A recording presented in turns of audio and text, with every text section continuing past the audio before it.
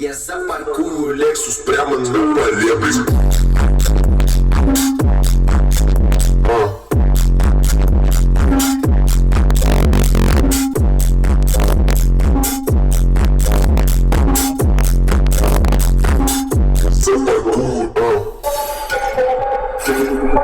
А тем временем, господа, мы подъезжаем к локации. Мы, в принципе, так, уже туда к пацанам зашли. И заранее представляем, что нас ожидает морковочка. Вот она. Которая стояла здесь... Я не помню, Ишхан не говорил, сколько она здесь стояла. Но, короче, фишка в том, что она не ездила ни разу. И даже сюда она приехала на эвакуаторе. Знаете, такие хитрые ишхановские схемы, в которых ты что-то выигрываешь, но совершенно непонятно, что с этим делать. Сейчас будем разбираться. Да, он турбовый, он полуразобранный, чуть-чуть. Исходя из того, что я вижу, это первый дорестайловый, собственно, Turbo J. Я не знаю, смысл такой машины получать, потому что он не заведется никогда. Я просто вижу эти японские раздраконенные косы с проводами. Это просто дичь. Да, это механика. Что, собственно, и требовалось доказать. Причем она заклинившая. Ну-ка. Короче, она слишком мертва. Но это маркасик. Бак стоит на месте. Хорошо. Уже хорошо. Ремни безопасности. Больше ничего нет. Тумблер, видимо, зажигание, которое я искал только что в салоне. Смотри. Стопудово. Вот поэтому он... Ну вот это все. Это понятно. Вот этот весь наборчик, который здесь уже существует для того, чтобы куда-то встать и как-то вырубать зажигание. Но он здесь внутри, значит, все разобрано. Понятно. Короче, даже бессмысленно пытаться его сейчас завести.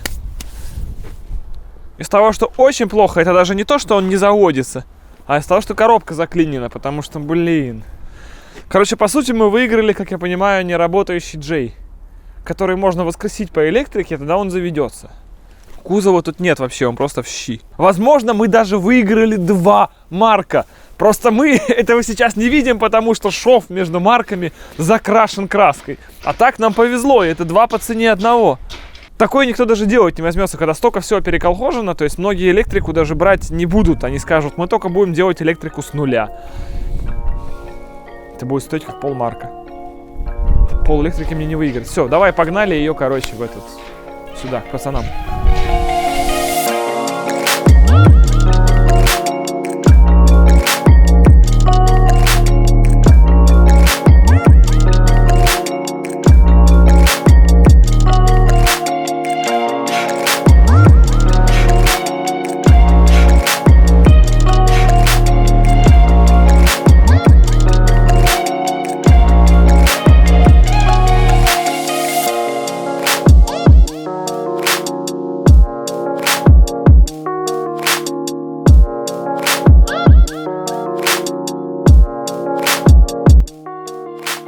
Так, что мы знаем про эту тачку? В общем-то, мы про нее не знаем ничего, никто про нее ничего не знает, но есть интересное приложение Номерограмм. Я увидел его в видосе, и Link Show их пиарили, кстати. Короче, скачивайте приложуху, бесплатная, без рекламы, без ничего, регаться. Вот прямо сейчас скачал. Просто вбивайте в нее номер. В нашем случае это будет О932US178. Вы тоже можете это проверить. Искать по номеру. Что делает эта прога? Она, как говорят пацаны, опять же, выцепляет...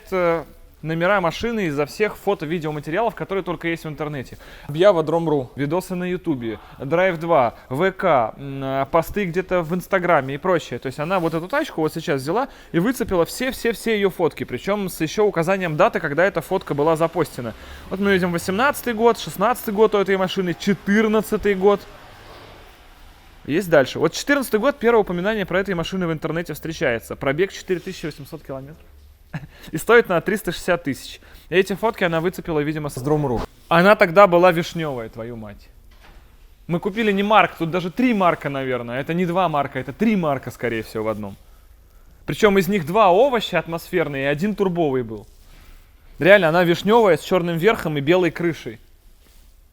Кто-то, видимо... Да, вот этот марк. На других дисках, естественно. Это был 14-й год. Дальше, в 14 же году она уже продавалась полностью черная, закрашенная вот этой матовой краской. Вот она. на каких-то еще номерах. Еще на Ксеноне, кстати, была, ну, видимо, как и сейчас. Это раз. 18-й год, нет, снова 14-й, это неинтересно, с 16-й. 18-й год она сфоталась на тротуаре возле Зенит-арены, можно было, видимо, выписать протокол за это время. Какие-то уже чуть другие бампера, других, ну, короче, ей стало уже хуже. Вот она сфотана опять же в 18 году вместе с белым маркасиком и черным маркасиком. Все на этих же номерах. И последняя фотка у нее это декабрь 18 года. Декабрь 18 года она на подъемнике. Она взвешивается. Да, ее взвешивали, 100% ее взвешивали. 4 штуки на весах.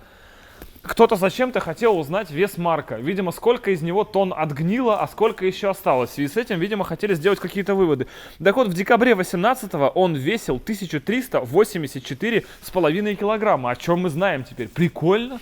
Прикольно, и все это можно узнать в номерограмме. Ссылочку я оставлю на него в описании, так что это еще один дополнительный способ проверить авто перед покупкой или просто узнать, где вообще что оно бывало. Соответственно, если оно когда попадало в ДТП, и об этом запостили, к примеру, в ДТП ЧП, то можно, соответственно, узнать, что она была бита. В общем, крутая прога, ребят, ссылки на нее оставлю в описании. Проверяйте, и вы проверьте свою тачку, узнаете, сколько раз она была бита.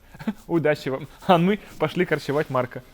Казалось бы, куда дальше? А еще можно. Она никогда у вас не заводилась и не работала. То есть тут может быть все, что угодно. Да? И сзади заварка, как мы сейчас поняли. Это не самоблок, не 2Way, там не вот эти все фирменные названия с красивых сайтов, где я видел до этого. Не то, что Аркадий рассказывает в своих грамотных видосах. Сколько она стоит объективно? Мне кажется, в таком состоянии, понятно, ничего, но если заведется мотор, ну, я загадываю до 200, нет? Но она будет стоить по цене мотора. По цене мотора. Мотор-подрамник, допустим, еще. Ну, подрамник 20-ка, да? Подрамник коробка. То есть 120, коробка еще 25-30. Ну, короче, 200 это просто потолок, да? Ну, я думаю, да. Ишхан, скинь соточку. Я скажу, куда. Все, огонь. Еще надо в нее туда вложиться, а изложиться мы опять же на хуйлиард.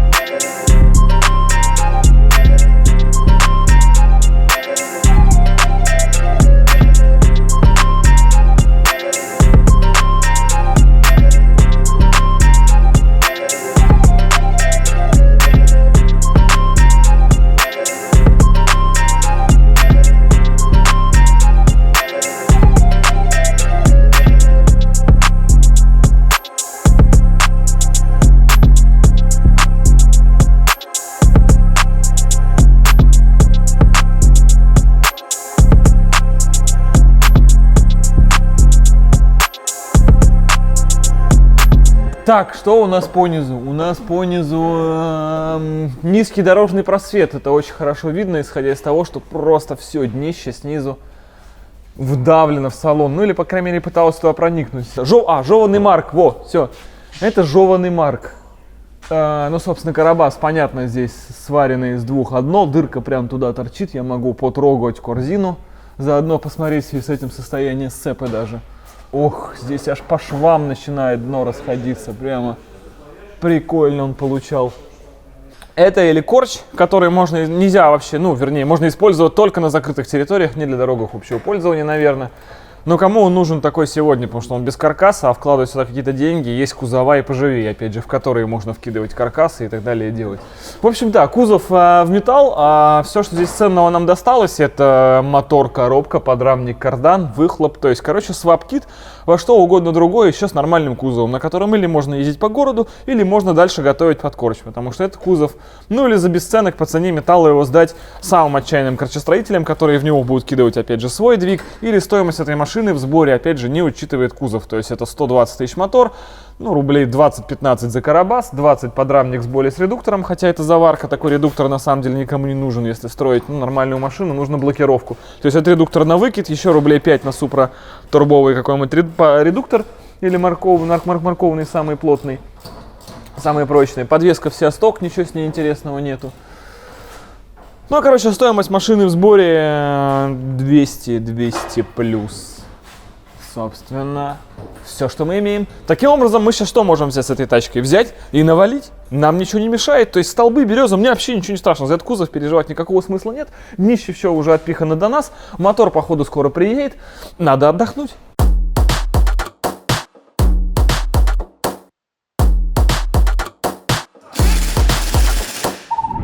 Ну чё, Маркас? 5 котлов в наличии, вся мощность. Это будет просто эпически.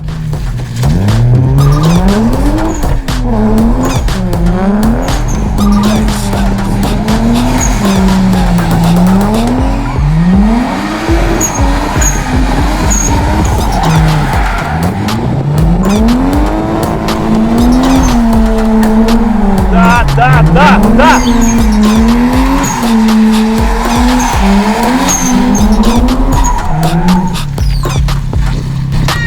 Вентиляторы, опять вентиляторы. Отвертка далеко, нет? Короче, у нас есть 2 проводочка, от которых отваливаются вентиляторы. Да, тут, собственно, я плохо прикрутил. Сейчас. Это чисто ЖДМный стиль.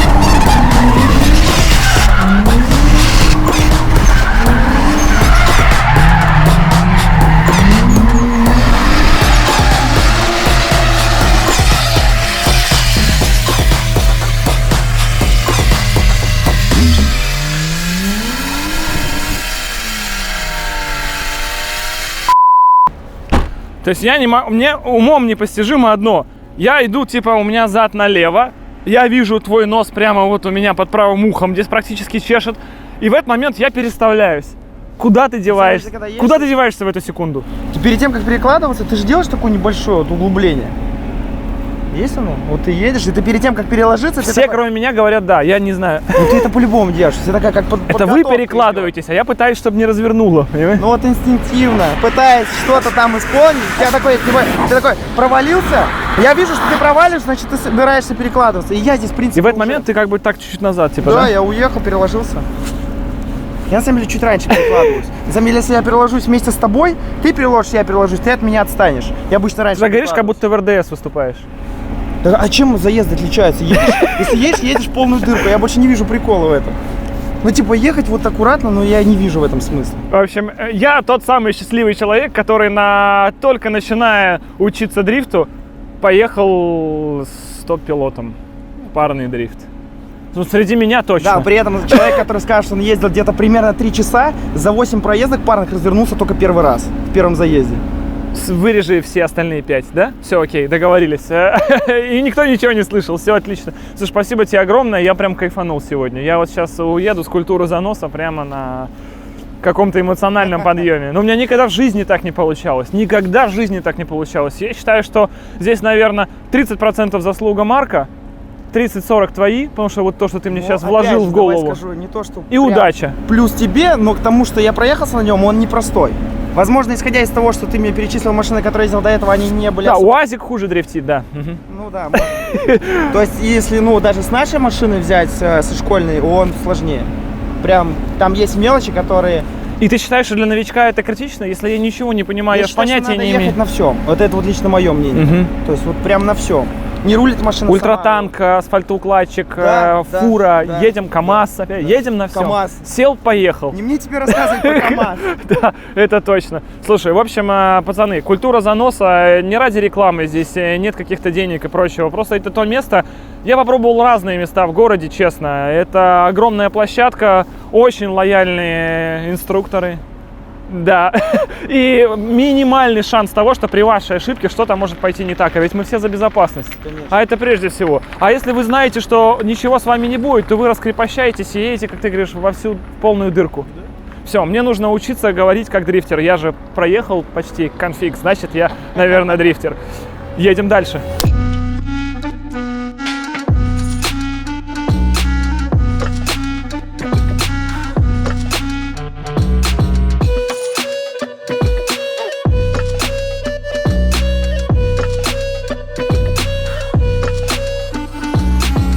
И на этом месте, конечно же, все начинает резко идти не по плану. Во-первых, Марк на самом деле довольно-таки конченый, потому что порогов у него нет, каркаса нет, подвески у него нет, ее нужно делать. Мотор работает крайне нестабильно, с перебоями, то отваливаются цилиндры, то нет. Это все нужно делать. Поэтому судьба его на сегодняшний момент предрешена. Марк кончается, а все потроха из него после уже ребилда, перенастройки, переборки идут в другой проект. Естественно, наверное, дрифтовый или для автошколы и так далее.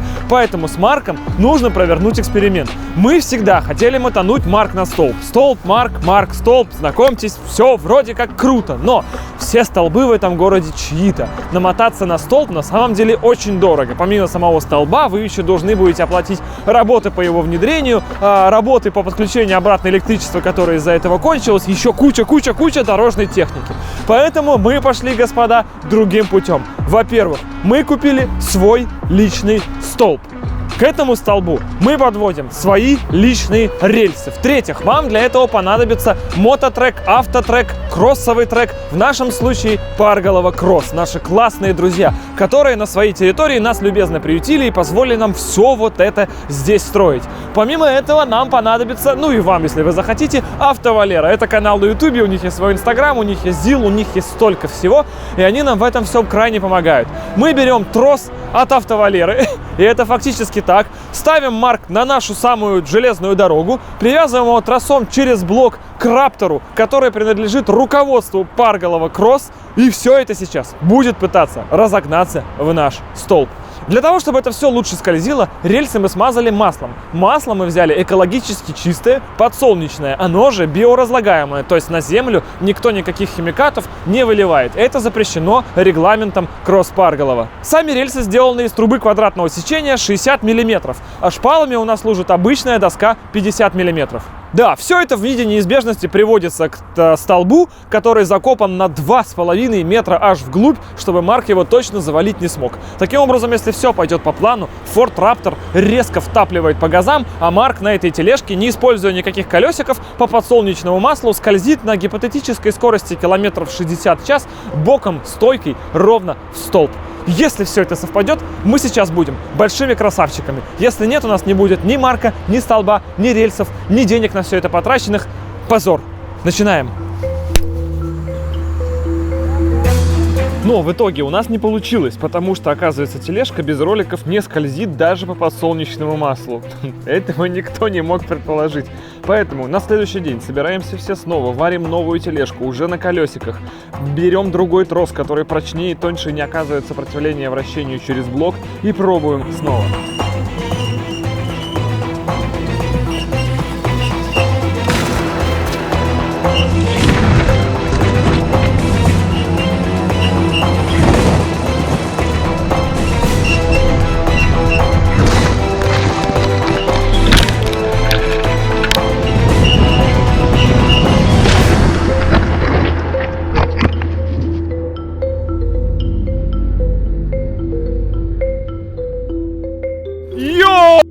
Твою мать! Это прямо то, что надо вообще! Это идеально! Сзади смотрелось невероятно больно и плохо! Капец, вылетел лабаш! Жестко размоталось, жестко! Обоссаться, ты посмотри! И столб красавчик. И мотор целый, а? Не, ну это пинцет. Это просто со стороны смотрелось просто охренеть. Вы красавчики. Ничего не почувствовал. Просто Вообще молодцы. ничего не почувствовал.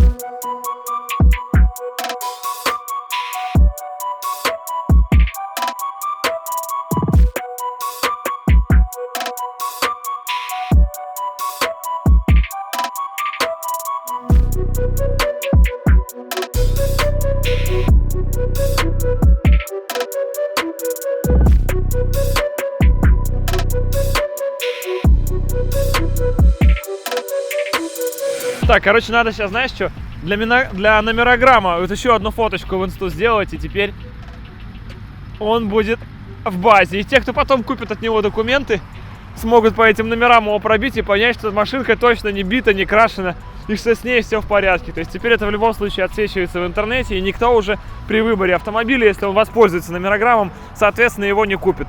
Ну а по факту что, господа? По факту это в салоне 4 трупа, если бы там были люди. Наконец-то, господа, у нас получилось. Мы готовили сам факт вот этого события более недели. Вложено огромное количество денег, более 200 тысяч рублей только там по материалам подготовки этого всего. Огромное количество людей объединились для того, чтобы это смогло нам помочь. Это и Парголова Кросс, которые предоставили нам эту площадку. И мы специально подбирали, чтобы все это не навредило экологии, чтобы все было четко. У нас даже отсюда не полилось ничего, ни масла, замечательно. И ребята с канала Автовалера, которые предоставили, у них был ЗИЛ, техническое, советы самое главное. Самое главное, они помогали советами и идеями. То есть это тот видос, в котором, получается, болело огромное количество людей только для того, чтобы сложить этот марк. И на все возгласы о том, что это классная тачка и мне бы отдал, но вы сами прекрасно видите это видео, видите, что не было порогов, что пороги не оказали никакого сопротивления тому, чтобы столб входил в салон. Были пиленные стойки, вот это шов. С той стороны тоже сварочный шов. Здесь, где полопался, вот эта трещина, она идет также по шву. Это какой-то многократно ремонтированный, уже ломаный, даже не распил, это просто не пойми что. Это уже просто был жесткий конструктор, отжатый как технически, так и по кузову. Не было никаких вариантов ему продолжать дальнейшую жизнь. Даже если его использовать как дрифт-корч, все равно очень слабый кузов. В случае какого-то ДТП на трассе, на спортивной трассе, я имею в виду, на треке, да, это все равно было бы очень печально. Тут даже каркас не к чему было варить. Поэтому он и как и должен продолжить свою жизнь, но уже без этого кузова. Естественно, все потроха от него мы решили, что отдадим Ишхану обратно. И он их уже вставит в какую-то следующую свою дрифтовую машину или что-то еще. Так что в любом случае это все еще продолжит свое дальнейшее движение, но уже сугубо в автоспорте, не на дорогах общего пользования. А нам надо с тобой снять наш новенький аккумулятор, который мы сюда поставили. 4600. Не 6000. Нет, это мы будем снимать прямо сейчас. Невозможно такие деньги взять и отдать Ишхану обратно. Только выживление в него 20-ка, по-моему, ушла. Ну это просто. И ребята с АСТ-сервиса. Короче, ну, ребята, это просто невероятный успех. Но самое главное, что столб остался стоять. Рельсы остались.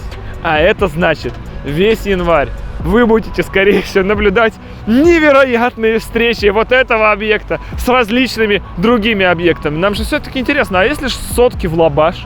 А если сделать рельсы длиннее? А что будет, если? Господа, уже совсем скоро. Спасибо Марку. Марк был хороший. Именно на этой машине я научился дрифтить за 30 минут, да так, что ехал парный дрифт. В общем-то, даже ехал, и это было прикольно. Спасибо, что эти машины есть. А нам пора двигаться дальше. Это были особенности национального дрифта. Это были мы, это были все причастные к этой культуре люди. Спасибо вам, что смотрели это видео. Огромное вам всем удачи и пока.